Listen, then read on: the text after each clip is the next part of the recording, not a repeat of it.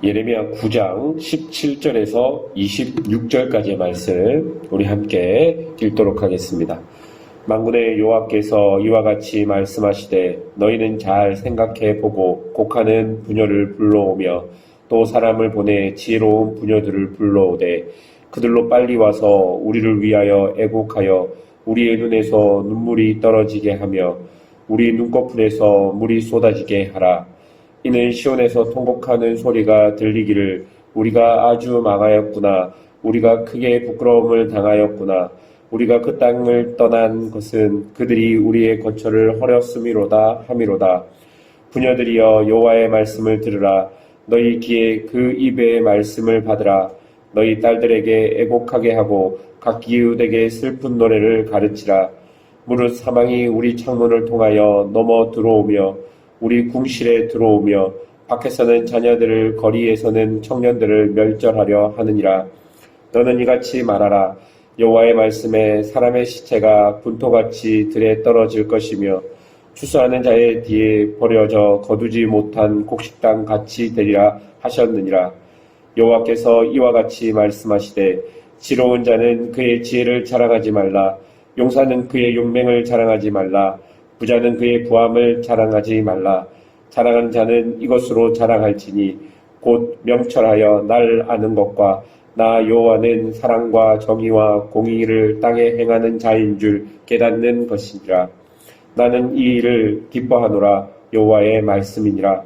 여호와의 말씀이니라. 보라, 날이 이르면 할례 받은 자와 할례 받지 못한 자를 내가 다 벌하리니 곧 애국과 유다와 에돔과 암몬 자손과 모압과 및 광야에 살면서 살적이 깎은 자들에게라.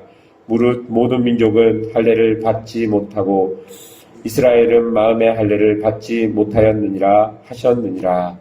아멘.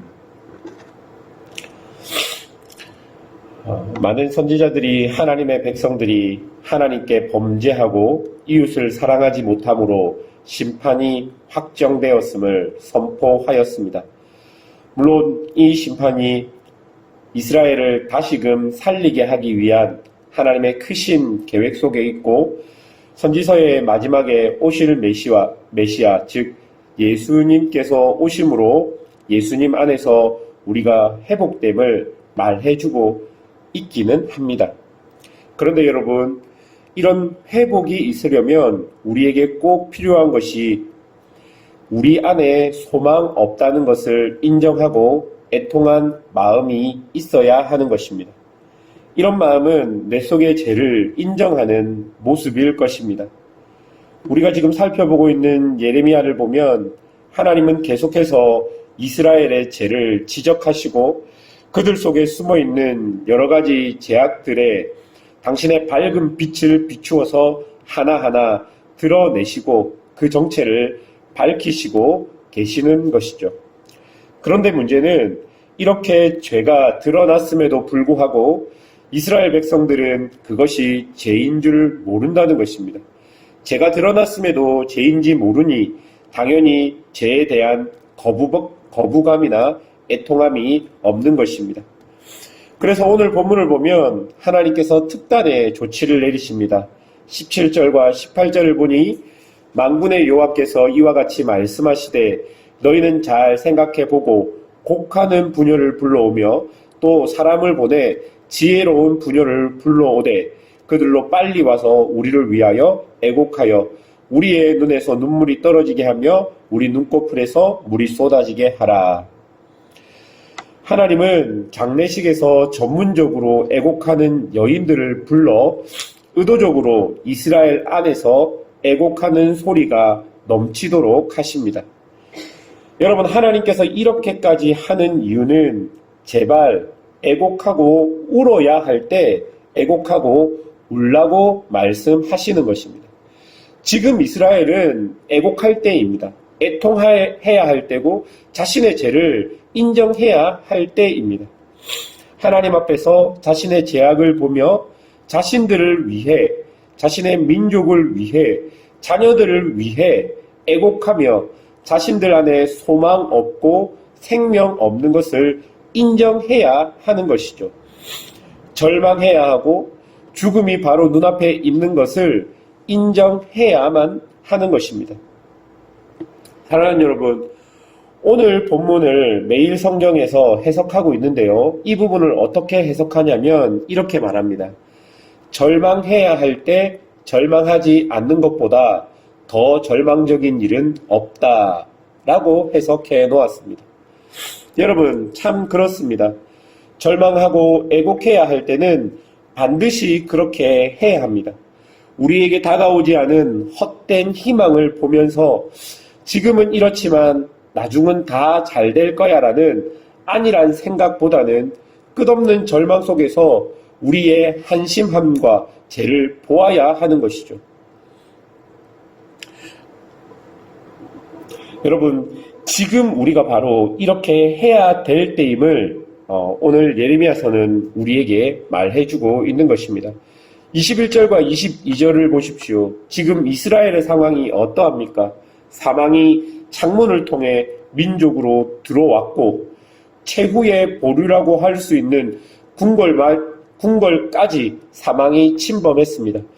그리고 밖과 거리에는 자녀들과 청년들이 멸절했습니다. 여러분, 이 말은 모든 희망이 사라졌다는 것을 의미합니다. 자녀들과 청년들이 없는 민족이 무슨 소망이 있겠습니까? 사람의 시체가 분토같이 들에 널려 있는데 무슨 희망을 이야기할 수 있겠습니까? 무슨 말이냐면 지금은 희망을 논할 때가 아니라 절망 속에서 애곡 속에서 애통함 속에 있어야 하는 때라는 것을 말해주고 있는 것입니다. 하나님의 자비하심과 긍휼하심을 구하며 하나님 제발 살려주십시오 라는 애통 속에 있어야 하는 것을 본문이 말하고 있는 것입니다. 그런데도 어리석은 자들은 자신의 지혜와 용맹과 재력을 자랑합니다. 심판이 다가오는데도 그것이 무슨 소용입니까?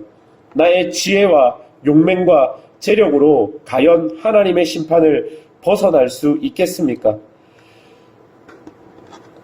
내가 가진 것으로 아무리 심판이 다가와도 나는 안전하다 장담할 사람이 있겠습니까? 아무 소용 없는 것입니다. 지금 우리에게 필요한 것은 이런 것이 아니라 24절에서 말하고 있는 것 같이 명철하여 나를 아는 것과 나 여호와는 사랑과 정의와 공의를 땅에 행하는 자인 줄을 깨닫는 것입니다. 그러니까 심판 때 우리에게 정말 필요한 것은 애통하면서 나의 절망을 보고 그로 인해서 오직 하나님께만, 오직 우리 구주 예수 그리스도에게만 소망이 있는 것을 아는 것을 깨닫는 것입니다. 그 하나님께서 어떻게 일하고 계시는지, 무엇을 원하시는지 그것을 아는 것이 우리에게 필요한 것입니다. 그리고 하나님은 한 번 더 말씀하십니다. 하나님의 백성인 척, 할례 받은 척 하지 말고 하나님의 백성이면 백성답게 할례를 받았으면 그에 걸맞는 삶을 살아내라고 말씀하고 있는 것이죠. 사랑하는 여러분, 지금 우리에게 필요한 것이 무엇이겠습니까? 코로나와 경제 침체 등 여러 가지 개인적인 일들로 전 세계는 극심한 어려움 속에 빠져 있고 여러 국제 정세와 기후 변화 등이 내 삶에 직접적인 영향을 주는 시대를 살아가고 있습니다. 이뿐 아니라 우리 공동체와 내 개인적으로 일어나는 일들을 보면 정말 우리에게는 소망 없고 희망 없는 것을 발견하게 됩니다. 이런 확정되지 못한 미래와 여러 가지 상황들 속에서 두려움과 불안함이 우리 안에 있게 되는 것이죠. 여러분, 이런 상황 속에서 우리 안에 발견되지 못한 나의 죄, 나의 욕망의 모습들이 보여지기도 하는 것이죠. 여러분, 공동체적으로도 이런 부분들이 많이 있을 것입니다. 지금 우리는 무엇을 해야 할 때일까요? 다가오지도 않은 소망과 희망을 바라보고 긍정적인 미래를 생각해야 되는 때일까요? 그렇지 않다라고 생각합니다. 지금 우리가 해야 할 일은 하나님 앞에서 애곡하며 애통하며 하나님, 우리의 모습 가운데 하나님 아는 것이 부족합니다. 우리의 모습 가운데 하나님을 더 깊이 구하고 찾는 것이 부족한 것을 우리는 바로 애통해야 하고 애곡해야 될 것입니다. 우리에게 다가오는 여러 상황들을 바로 인식하고 인정해야 합니다.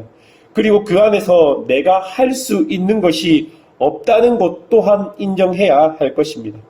나의 능력으로는 내 안에 있는 거짓과 제약들, 우리 공동체 안에 있는 거짓과 제약들, 그리고 여러 상황들을 이겨낼 수 없음을 인정해야 할 것입니다. 우리의 용맹과 우리의 재력으로는